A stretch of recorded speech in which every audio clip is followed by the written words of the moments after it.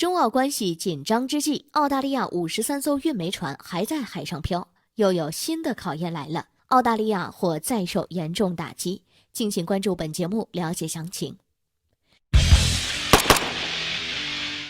中国是澳大利亚重要的出口国之一，中国市场对于澳大利亚贸易商们来说有着极其重要的分量。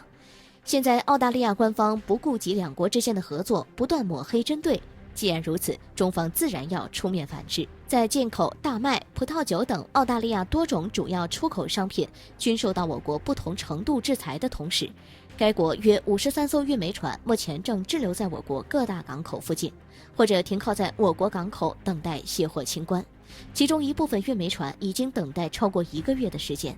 据悉，这些运煤船搭载的煤炭总价值高达5亿美元，在本身经济就大幅度下滑的澳大利亚，势必会导致该国经济再度恶化。不料，澳大利亚所遭遇的重击还没完，该国更大的麻烦还在后面。与这则消息相比，53艘运煤船海上漂也就不算什么了。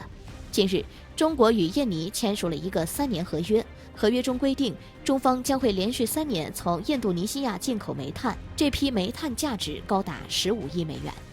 未来3年，印尼会向我国提供2872万吨煤炭。或许在很多人看来，中澳关系紧张之际，中国跟印尼签署煤炭大单是为了刺激澳大利亚的，但此举并非中国刻意为之。中国不是只有澳大利亚一个卖家。在2015年，中国便与印尼达成合作关系。2015年至2019年，中国从印尼购买的煤炭从7000多万吨上升到1亿多吨，从千万到亿，可见煤炭对中国有多重要。如今，澳大利亚铁了心要跟我国断绝合作关系，中国也就不会再跟澳大利亚增加贸易合作了。除了印尼之外，还有阿根廷。阿根廷代表已经明确表示要把中国市场作为葡萄酒出口主要目的地。意大利也希望在能源领域与我国加大合作。就连隔壁的新西兰在看到澳大利亚的惨状后，也不为该国撑腰了，甚至打算把对亚洲一半的出口都交给中国市场。澳大利亚所做的一切都是希望能够搭上美国这艘大船，却没想到美国也即将接替该国大麦在中国市场的份额。可见，澳大利亚在努力与我国脱离关系之际，越来越多的国家开始替代澳大利亚商品在中国市场的份额。对华贸易被别国瓜分，澳大利亚竟然还有空去世贸组织告状，看来该国至今都没明白自己才是那个寄灵人。这也就证明了此前澳大利亚突然改口向中国示好，希望与中国通话，并不是该国真实想法。而澳大利亚的考验才刚刚开始，跟中国唱反调有的受了。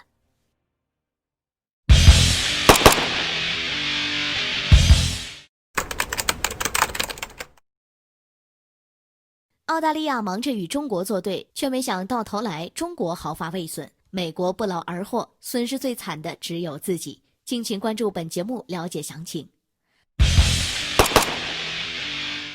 自中国对澳大利亚多个商品进行制裁后，如今澳大利亚在中澳两国的对外贸易中处于非常不利的地位。在本身疫情影响经济的情况下，澳大利亚如今可谓是苦不堪言，多次低头致电中国都遭拒接，现在又试图联合美国研发新武器对付中国，却没想到自己才是最可悲的那个。近日，标准普尔亚太农业定价副总监对外表示，中国对美国进口的产品数额已经出现增长，这其中集中在玉米、大豆以及小麦这类的农产品上。据他分析，随着中国市场越来越大，该国补充库存以及储备的需求，未来中国进口量很可能会持续增长。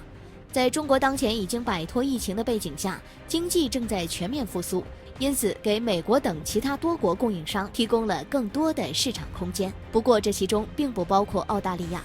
鉴于澳大利亚对华强硬的态度以及中方的反制措施，中国或将不会再考虑从澳大利亚进口任何商品。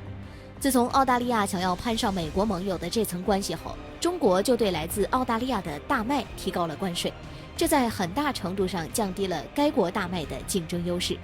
事实上，除了大麦以外，中国目前对很多澳大利亚的商品都提高了关税，现在其中一些货物已经在运往中国的途中，因此澳大利亚不得不抓紧时间为这些货物寻找买家。这对澳大利亚的打击太大不说，更会造成该国出口受损严重。澳大利亚都这样了，怎么没看见一个盟友来帮忙？澳大利亚这段时间以来，挑衅中国的行为不断加大力度，甚至非常肆无忌惮，充当美国的马前卒，为该国做事。按理来说，就算别的国家不帮忙，美国也会帮的。可到现在为止，仍然还是澳大利亚自己单打独斗。澳大利亚以为自己就算脱离了中国，也会有美国为自己撑腰，殊不知美国不仅没帮忙的意思，反而把属于澳大利亚的利益瓜分干净了。美国当下正在找能够抢占中国进口农产品订单的机会，哪里还有空管澳大利亚？对美国来说，澳大利亚需要自己，但自己不一定需要澳大利亚。该国充其量也只不过是美国用来针对中国的棋子。也正是因为这样，中国断绝与澳大利亚商贸后，不找别国，反而找美国来舔。小弟为大哥冲锋在前，大哥却在背后瓜分小弟家产，这让小弟怎么想？中国能够不费吹灰之力就能看见狗咬狗的环节，何乐不为？